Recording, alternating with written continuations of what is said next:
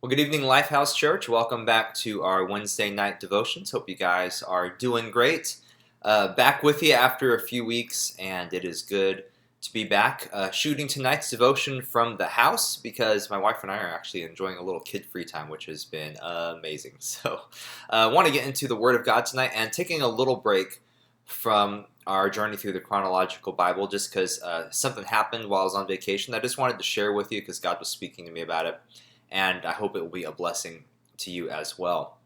So, setting the stage for the story I'm going to tell. If you may or may not know about me, but I'm a car guy, love just kind of honestly cycling through cars for lack of a better term. So I'm always looking for a deal. Just one of these, it's like you may have something like that in your life, and you're just always looking, even if you don't need it, you're just always looking, right? And so I have a few things like that in my life, and so always looking for a deal. And the car market, if you may or may not know, the car market right now is absolutely insane. It is just totally topsy-turvy, upside down.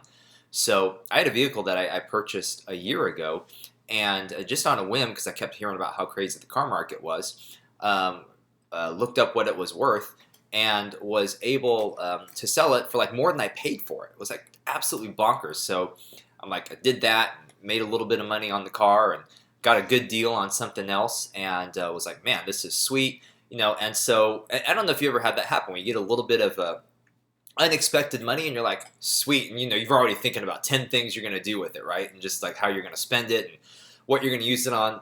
And so same thing, we're getting ready to go on vacation. Like, oh my gosh, blessing, going to take care of the vacation right there. Bam, we're good to go. So we're driving down, from here all the way to Tulsa, Oklahoma. It's a 14-hour drive. It's like a 36-hour drive when you have kids. You know that drill. And then we get we're just outside of St. Louis, Missouri. Check engine light comes on in our van. And we're like, oh my gosh, and also like the check engine light, the traction control light. So like two lights come on, it's just impending doom. You get that feeling every time you get that check engine light, that feeling, that sinking feeling in your stomach. And so we have that. Of course, we're on the road. We're not even just somewhere we can go quick. So we pull in, we go to a parts store where they can read the code.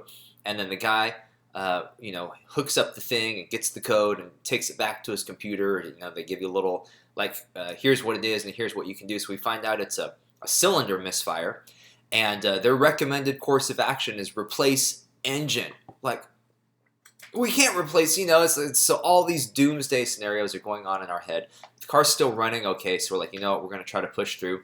So we get into Tulsa, take it to the mechanic, and end up needing to get some work done on it. And the work that we needed to get done was almost to the penny. I mean, just exactly what we got from when I sold my car.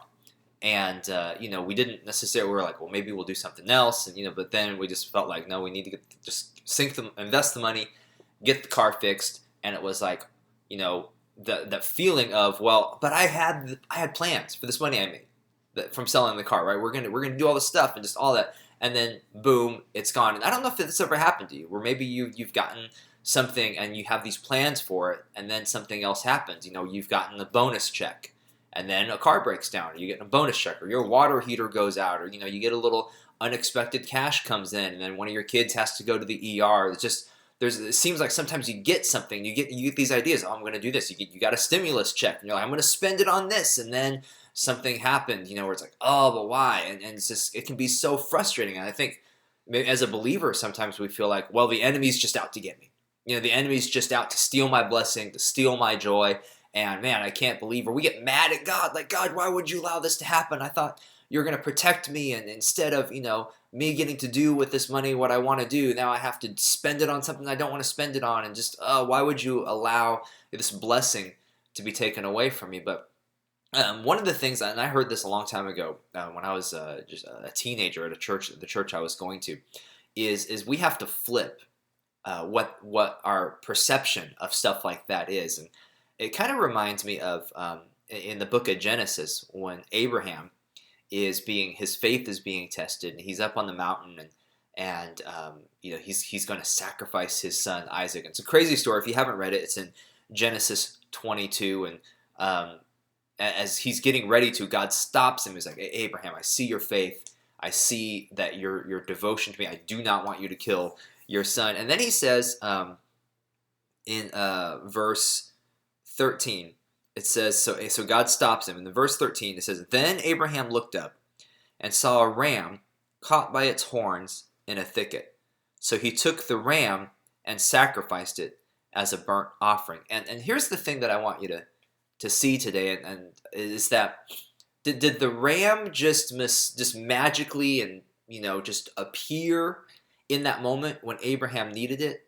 I don't think it did. I think it was kind of when he went up the mountain. I think the ram was already there and caught, but Abraham didn't realize that it was there until he needed it in that moment.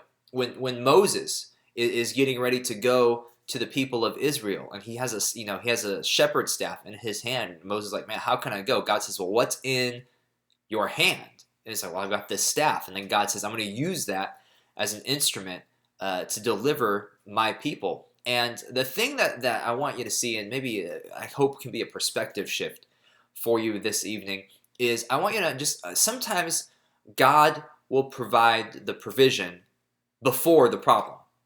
Sometimes God provides the provision before the problem. I think oftentimes he does. And in your life, could it be that God has already placed in your hands the provision that you need to face the problems that you're getting ready to face? Because I think, I don't know about you, but when I get into a problem, I'm like, God, what are you going to send to me? What new thing are you going to do? What miracle are you going to work to face the problem that I have? But oftentimes, God has already given us the provision to face the problem that we need. Now, we may have had our own plans for that provision. We may have had our own dreams for that provision. But there's so oftentimes God's placed something in your hand already to give you, to fight, to answer the problem, to answer the need that you're getting ready to have. And it can be, honestly, it can be disappointing at times because we say, well, I had different plans for it. I wanted to do different things, but maybe God blessed you in advance so that you can face the problem that you're getting ready to face. God blessed me in advance because he foresaw a problem that I didn't see coming.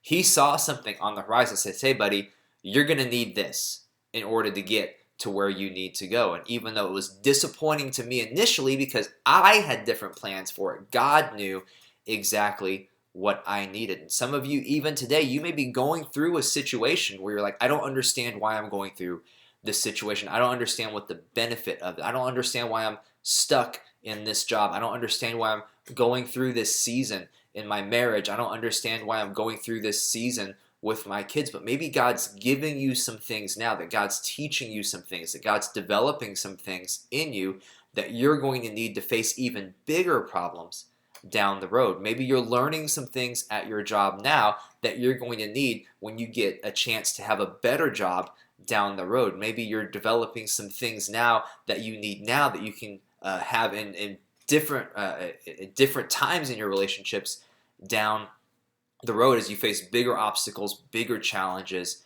bigger problems. Could be that God's already giving you things. He's already giving you the provision that you need now for the problems that you have later. So instead of when we get to the problems thinking, okay, God, what are you going to do? What miracle, what new thing? Could it be that God's already put a ram in the thicket? Could it be that God's already placed a staff in your hand? Could it be that God's already given you the provision to face the problem that you need? Instead of looking for God to send something new, maybe it's, God, open my eyes to what I already have. Open my eyes to what you've already given me. Open my eyes to the experiences, your faithfulness, how you've already led me.